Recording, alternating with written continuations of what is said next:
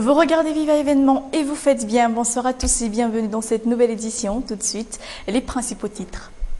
Cyclone Bansi, il s'éloigne de la Grande Île vers l'est. En revanche, une dépression tropicale qui est en train de se former dans le canal de Mozambique menace les côtes malgaches.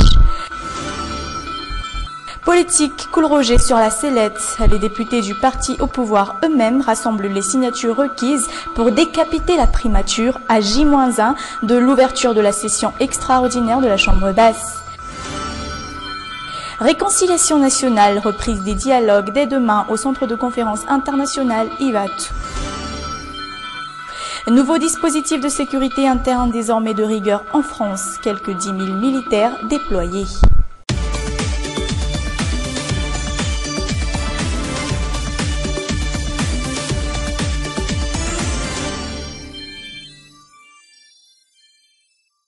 Info météo pour entamer cette édition aujourd'hui. Le cyclone Bansi continue de s'intensifier, désormais atteint le stade de cyclone tropical intense aujourd'hui dans l'après-midi. À 15h heure locale, son centre se trouvait à 750 km à l'est de l'île Sainte-Marie et engendrait un rafale de vent de 260 km/h près de son centre. Elle se déplaçait en direction de l'est du sud-est à une vitesse de 15 km/h. Cyclone Bansi, il s'éloigne de la Grande Île en direction de l'Est aux dernières nouvelles en fin de soirée.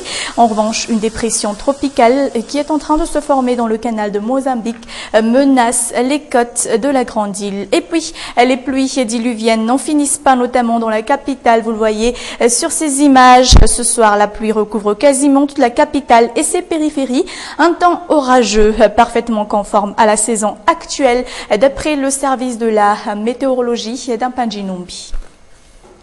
Politique, Cool Roger serait-il l'homme à abattre? Diavelou, Timazaz, les proches d'Eradon Armampian s'activent pour pousser le chef du gouvernement vers la porte de sortie. À un jour de l'ouverture de la session extraordinaire de la Chambre basse, les députés HVM tentent de rassembler des signatures. Objectif, décapiter la primature. Tovra Kotunjavouni, Yves Janel.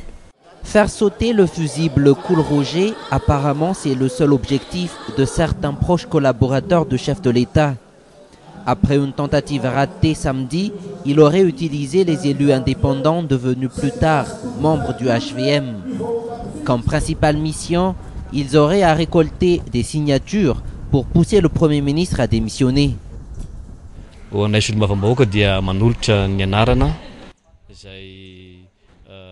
Nous allons proposer le nom du futur Premier ministre ou bien garder le nom de l'actuel Premier ministre.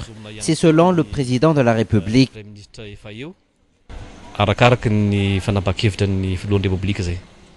Une pétition qui arrive en même temps avec l'ouverture d'une session extraordinaire d'un côté et par l'ouverture de la seconde phase du processus de réconciliation nationale mené par les chefs d'église du FFKM d'autre part.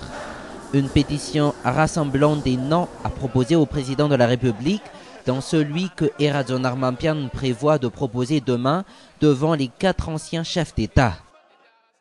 Toujours dans cette page politique, la seconde phase du processus de réconciliation nationale mené par le FFKM sera pour demain, toujours au Centre de conférence internationale d'IVAT, une rencontre à laquelle devra participer les anciens chefs d'État ainsi que le président de la République, Eradon Armampian. Et puisqu'on parle de réconciliation, voilà qu'à un jour de l'ouverture de cette réconciliation de demain, plusieurs personnalités de la transition se trouvent dans le collimateur du régime. Eradon Armampian, ancien ministre et patron de presse, mais également certains militaires. Un acte d'intimidation, analyse certains chroniqueurs politiques. Tovra Kotunjavouni. Une cellule de fomenteurs tenue à l'œil, titre le quotidien L'Express de Madagascar de ce lundi. Puis dans son page de faits divers, le journal parle de 3 patrons de presse soupçonnés d'être de mèche avec des groupes de déstabilisateurs. Pour la Latinara Kotunjazaf, chroniqueuse politique, cela relève d'une intimidation. Si ses collègues ont fait quelque chose, pourquoi ne pas les arrêter? Actuellement, il y a une cellule de fomentateurs à surveiller. Si on les suspecte de préparer des actes de déstabilisation, pourquoi ne pas les arrêter? Publier dans les journaux qu'ils sont surveillés, c'est intimider cette personne.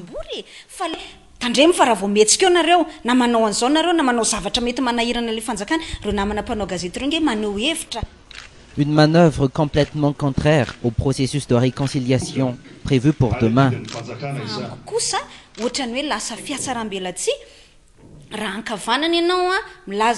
D'un autre côté, parler de la réconciliation, libérer des détenus reconnus coupables par la justice est illogique. Et c'est de l'autre côté, étiqueter toutes les personnes qui ne sont pas du même avis que le régime comme faiseurs de troubles.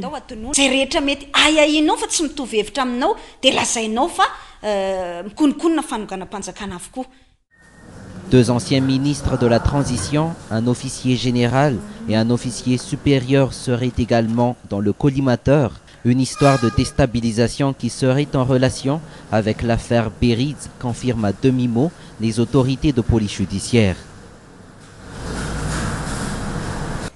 Fin de ce chapitre politique. Un Boipou, ce matin, les amis de Beridz Ravil Manansou qui continuent de réclamer la libération de ce dernier. Leurs revendications étaient quelque peu violentes que d'habitude. Cette fois-ci, les forces de l'ordre interviennent et ont même recours aux bombes lacrymogènes. En début d'après-midi, les hostilités se calment, mais les forces de l'ordre restent aux alentours d'un Boipou, un Boulkanj et un Katsu. Et sur une toute autre forme d'actualité, les frais à demi-tarif pour les bus de la capitale ne sont dorénavant plus effectifs. Décision de l'Union des coopératives des transporteurs urbains prise mercredi dernier. Soit certains receveurs restent tout de même généreux et adhèrent aux demandes des usagers pour un trajet distant de 2 ou 3 arrêts de bus. Les précisions. Pratiquement tous les bus de la capitale portent cet écriteau, porté à l'attention de tous et surtout celle des passagers. Ces derniers n'ont nul autre choix que de s'y adapter. Si l'on est vraiment pressé, il faut accepter de payer les 400 arrières requises. Par contre, à certains moments, les receveurs acceptent tout de même les frais à moitié. Mais je pense que s'ils ont évoqué ce chiffre, c'est qu'ils ont leur raison. Il ne faut pas non plus les en vouloir. La plupart des habitués suscitent quand même la compréhension et la tolérance des transporteurs. Si le trajet est moins long, vaut mieux marcher à pied.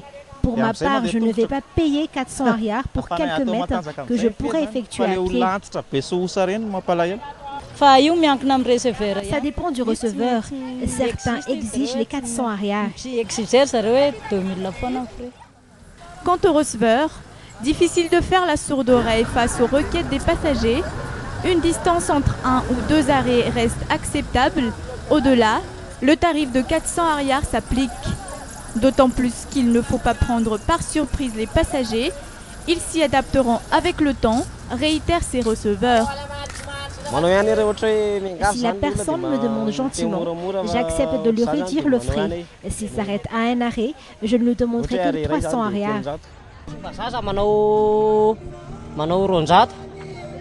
Les gens sont habitués à payer 300 arrières pour le trajet de mi-chemin. On ne peut pas les forcer à nous payer les 400 arrières, donc on accepte. Les conducteurs sont eux aussi de cet avis.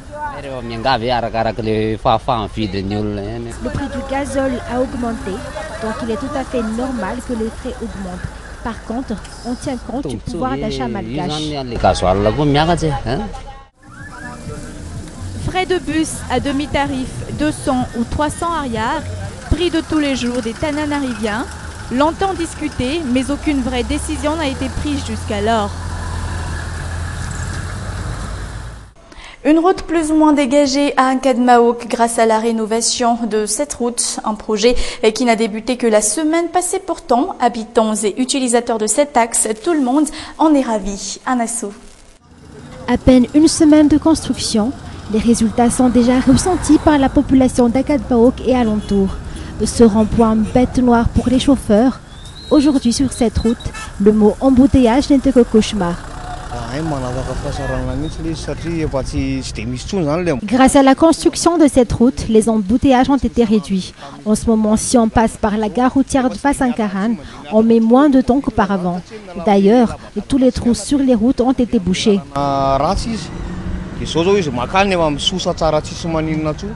Une nouvelle vie à la population vivant aux alentours de cette route. Une route qui non seulement embellit la ville d'Ankadbaok, mais surtout diminue les embouteillages sur cet axe. La route est embellie actuellement et de plus, il n'y a plus d'embouteillages.